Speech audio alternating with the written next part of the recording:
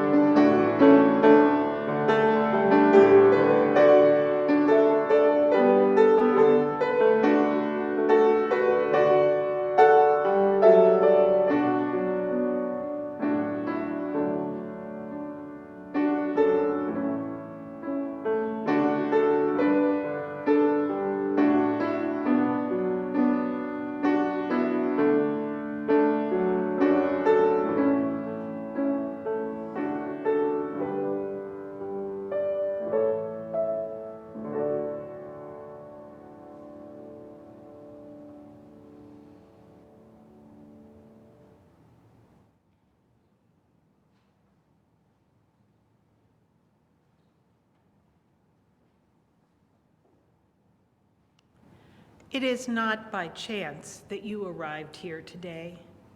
You have been looking for something larger than yourself. Inside of you, there is a yearning, a calling, a hope for more. A place, a desire for a place of belonging and caring. Through your struggles, someone nurtured you,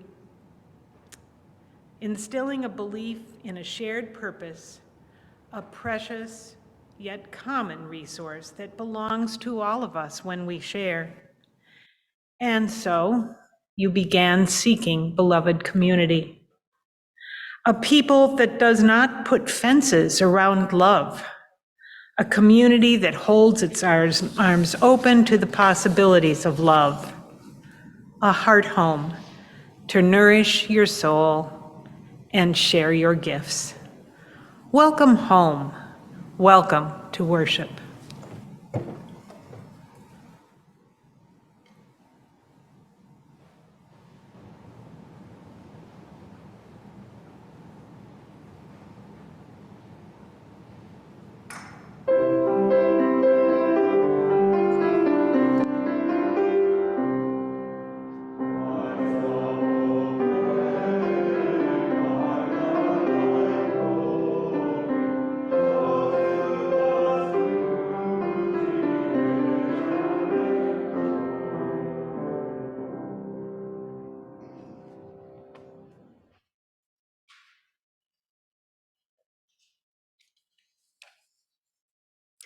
Northwest shares 50% of its plate collections with the Southfield Emergency Fund every other month throughout the year. The goal of this fund is to help Southfield residents overcome personal hurdles to achieve a satisfying and productive quality of life. You can text to 248-574-8034 with your amount plus the word plate. You can donate online by giving to the plate collection 50% split, or if you're here in person, you can put money in the basket right up here. Our first hymn is number 1008 in the Singing the Journey, and I encourage you to rise in body and spirit and sing out loudly.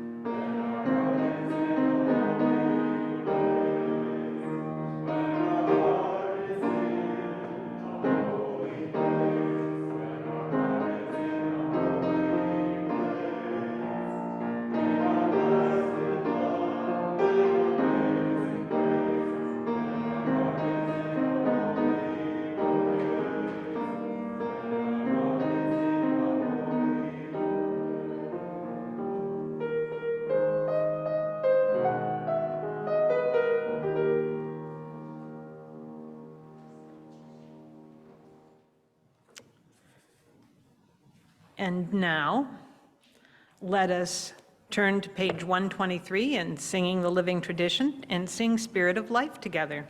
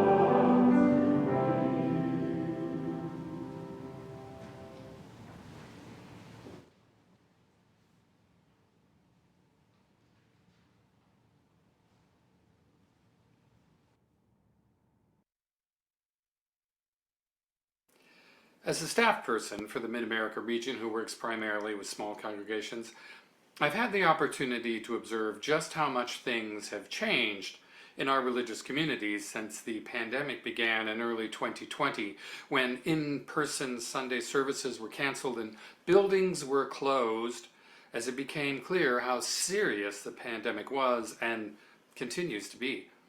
And even though most congregations were able to quickly pivot to gathering online, it wasn't and still isn't quite the same. Doing church has changed dramatically since the pandemic struck. But the need for change wasn't necessarily caused by the pandemic. The general attitude toward religion in America was already in the midst of a marked transformation, a transformation that has only been accelerated by the COVID-19 pandemic. Almost 15 years ago, Holly Ann Lux Sullivan, a UU minister who is currently a bereavement counselor in North Carolina, delivered a sermon that exemplifies how the attitude toward religion has changed in the United States. In a Barnes & Noble before Easter, she writes, I watched a woman glance at a table of books and make a face like she just tasted something awful. Then she hurried on by as if she were afraid the books would bite. Curious, I looked to see what she had grimaced at. All the books on the table were about religion, primarily Christianity. They had titles like Misquoting Jesus and What Jesus Really Meant. All I could think was, is this what we've done to God? Is that what we've done to religion? Is American religion today in such a sad state that when someone sees a table full of religion books in a bookstore, she scurries away and looks like she's going to be sick? The answer is yes, says Lux Sullivan. This is what we've done to religion. And the truth is, something has happened to religion over the last few decades. Fewer and fewer people are members of religious organizations, and more people are identifying as spiritual but not religious, or nuns. In fact, there were a few polls and surveys released last year that make clear just how profound these changes have been. Consider this headline from an article on Gallup's website. U.S. church membership falls below majority for first time. And the story highlights, in 2020, 47% of U.S. adults belong to a church, synagogue, or mosque, down more than 20 points from turn of century. Change primarily due to rise in Americans with no religious preference. Even though I've been aware of this decline since I was in seminary over 20 years ago, I was still shocked to see it. And when I say that, I'm not exaggerating. I was shocked. This graph from the Gallup article shows just how dramatic the downturn is. According to the article, Americans' membership in houses of worship continued to decline last year, dropping below 50% for the first time in Gallup's 8-decade trend. In 2020, 47% of Americans say they belong to a church, synagogue, or mosque, down from 50% in 2018 and 70% in 1999. U.S. church membership was 73% when Gallup first measured it in 1937 and remained near 70% for the next 6 decades before beginning a steady decline around the turn of the 21st century. This milestone of church membership falling below 50% of Americans is truly alarming, and it's especially alarming for small congregations. And frankly, it leaves me a little disheartened. I truly believe being part of a religious community, be it a church, synagogue, or mosque, has real benefits, spiritual, emotional, even physical.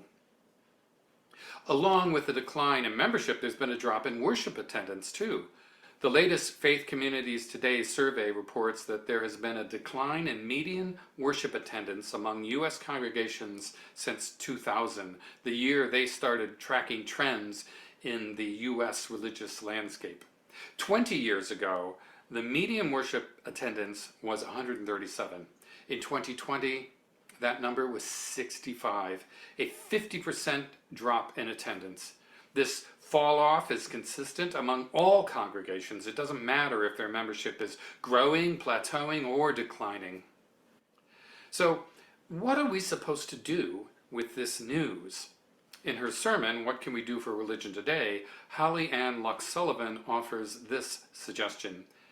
Being hopefully realistic in the face of adversity is what we can do for religion today.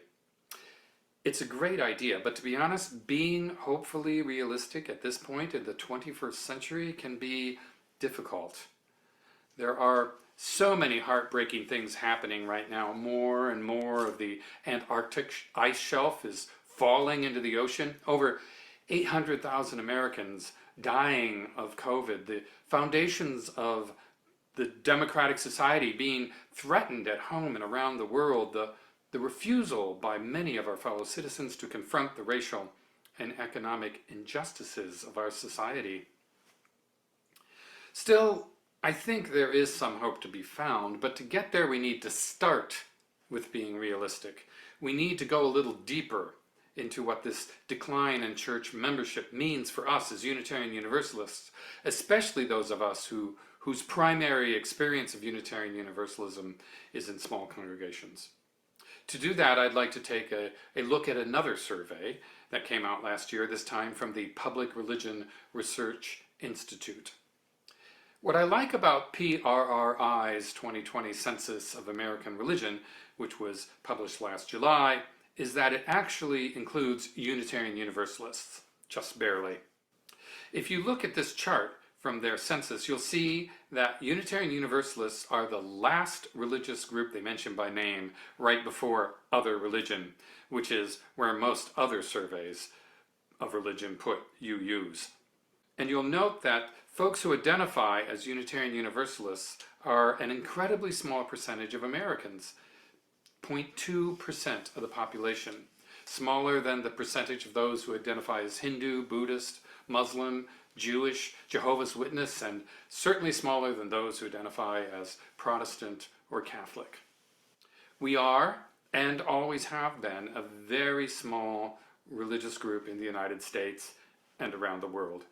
And I believe that this is the first reality we need to face. With fewer and fewer people identifying with any religion, and with increasingly smaller numbers of those who do identify with a religion actually attending a church, synagogue, or mosque, the potential for small congregations to attract new people decreases. The PRRI census mentions another reality that I think we must face. Unitarian Universalists are one of the oldest groups in terms of median age. The median age for all Americans is 47. For white evangelical Protestants, it's 56. For white Catholics, it's 54. And for Unitarian Universalists, it's 53. By contrast, the median age of those who identify as unaffiliated is 38, 36 for Buddhists and Hindus, and 33 for Muslims. The reality is that we are collectively older and have been that way for some time. Here's a third reality I believe we need to face up to. Unitarian Universalists are, along with Hindu and Jewish Americans, most likely to have college degrees. 53% of Unitarian Universalists have 4-year college degrees or higher, compared to 36% of the US population, age 25 and older. 36% is, by the way, the same percentage of the religiously unaffiliated who have a 4-year college degree or higher. That's the reality then. We are a very small group in terms of the percentage of Americans who identify as Unitarian Universalists, 0.2%. We also are an older group in terms of our median age, 53, 15 years older than the median age of the unaffiliated. And in terms of educational attainment, we have more in common with Hindu and Jewish Americans than we have with Americans who identify with other religious groups.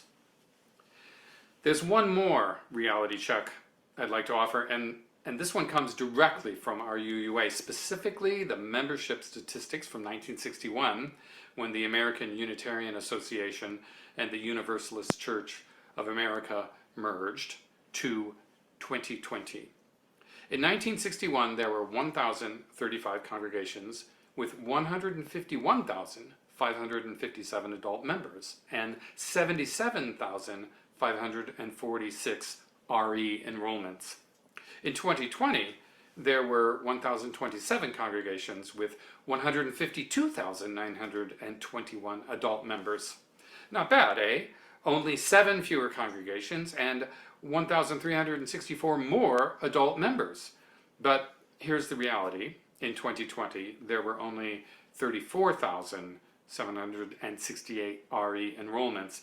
That means when we look at the combined adult membership and RE enrollments, we've gone from 229,103 in 1961 to 187,689 in 2020, a decline of 41,414. Back in 2005, Larry Ladd, the UUA financial advisor, said this in his report to General Assembly. For 4 years in a row, I have written in this report that the declines in religious education enrollments should be a warning signal for our movement. And indeed, less than 5 years after Ladd shared his warning, the adult membership in the UUA began to decline after years of small but steady growth, and it continues to decline to this day. So here's the reality. Unitarian Universalism in America is a small group of older, educated adults that is declining in numbers, and that was before the COVID-19 pandemic struck. At this point in the sermon, I wish I could get to the hope, but we need to acknowledge that the pandemic has exacerbated the impact of these realities. Here's what a recent article in the Wall Street Journal says about the situation. The number of churchgoers has steadily dropped in the US over the past few decades, but COVID-19 and its lockdown restrictions accelerated that fall. In-person church attendance is roughly 30 to 50% lower than it was before the pandemic. While religious leaders expect some rebound once the pandemic recedes, many don't expect attendance to return to previous levels. And as Rob Dyer, lead consultant for Ministry Architects, said in a blog post last September, as our society is opening up more and more, people are starting to pick up the weight of busy lives again. With the pandemic and virus variants over their heads, people are finding that they have a reduced capacity for weight bearing. Even joyful activities are getting sidelined in this new normal. Now the church is realizing something not just about young adults, but about people of all ages in our churches. They're not coming back. The super volunteers who used to carry 20 positions in the church are now looking to do just a few things. Our regular attenders are becoming semi-regular, and fringe folk are falling away. Church consultant Carrie Nieuwhof is even more explicit. The great return to church has become the great realization. Maybe they're not coming back.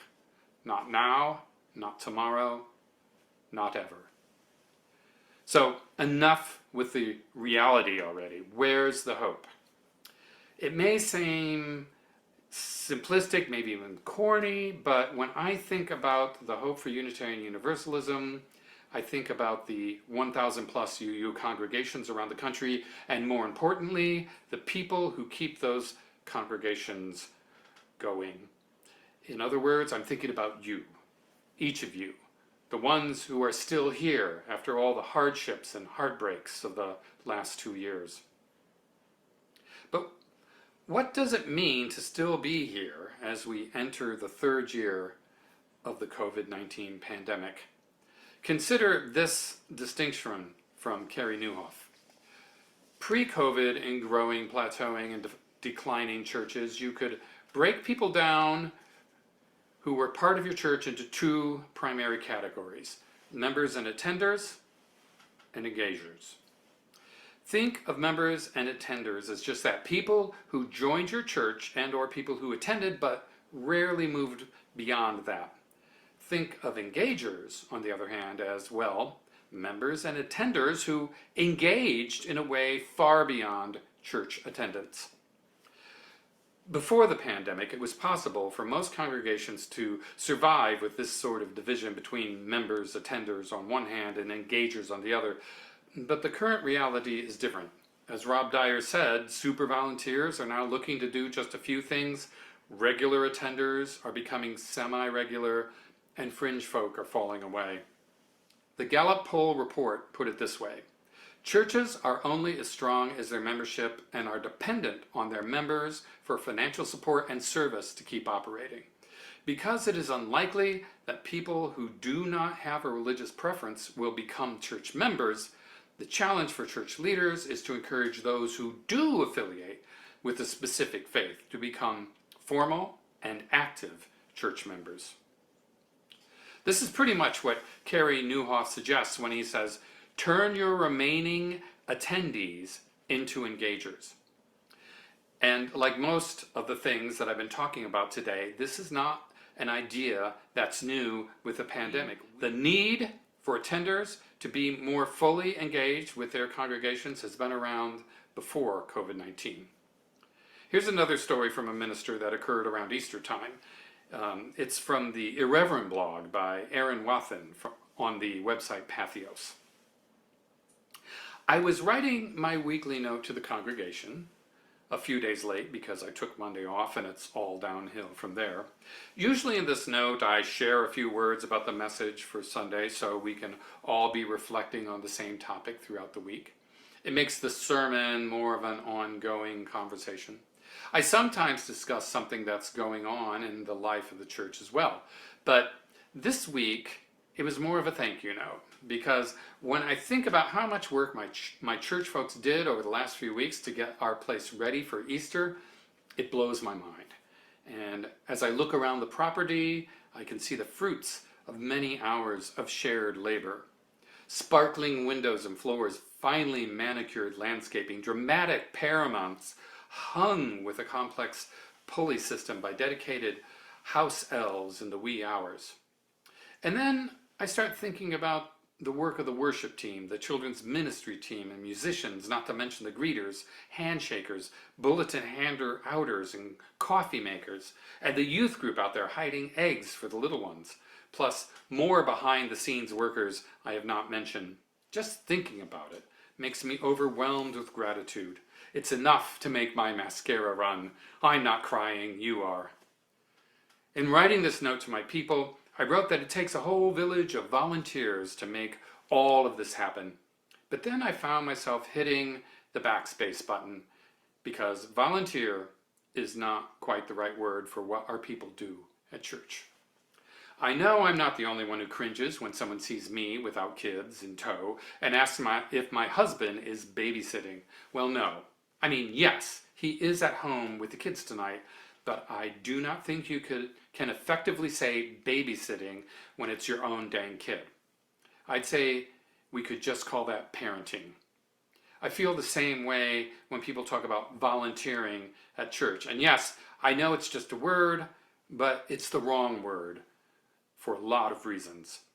To volunteer means that you are an outside resource stepping in to help an organization in need. Volunteering is what you do when we pick up trash at the park or build a house with Habitat or help sort food at the local food pantry. Volunteering is what I do at my kids' school on Fridays. In other words, it's what you do at a place that is important to you, but not at a place that belongs to you. And I guess that is the important distinction for me. You cannot volunteer at your own church in the same way you cannot babysit your own kid, because the church belongs to you in the same way your family does. It's your own place, your own people. So of course you help take care of it. Of course you do yard work and make coffee and teach the kids and sing in the choir and whatever else it is you do for the home and the people that you love. It's your own place, your own people, so of course you help take care of it. This was true in 2017 when Aaron Wathen wrote those words, and it's 10, 20, 100 times truer in 2022. The hope for our congregations lies in all of us doing what needs to be done to make sure our spiritual homes are here for the people that we love. And in doing so, we're making sure that our congregations are here for the people in our communities who are still seeking a spiritual home, people who share our common values of believing in the worthiness of every person, showing compassion and fairness, accepting others for who they are, growing through a personal search for truth, leading with democratic spirit, working for justice, understanding that everything is interconnected, and building a diverse, multicultural, beloved community. If our congregations have any hope of surviving, this is it. Even the Wall Street Journal acknowledges that a tighter congregation of devoted members will be stronger in the long run. Now is the time to heed the advice of Carey Nieuwhof, who asks us to focus on the people who stayed, not the people who left, and embrace our new church. To close, I'd like to offer this reading from Starhawk called Community Builds Strength.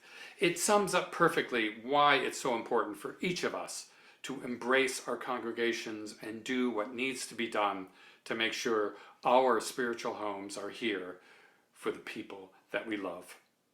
We are all longing to go home to some place we have never been, a place half remembered and half envisioned. We can only catch glimpses of from time to time. Community. Somewhere there are people to whom we can speak with passion without having the words catch in our throats. Somewhere a circle of hands will open to receive us. Eyes will light up as we enter. Voices will celebrate with us whenever we come into our power. Community means strength that joins our strength to do the work that needs to be done. Arms to hold us when we falter, a circle of healing, a circle of friends, someplace where we can be free. May your congregation be such a place.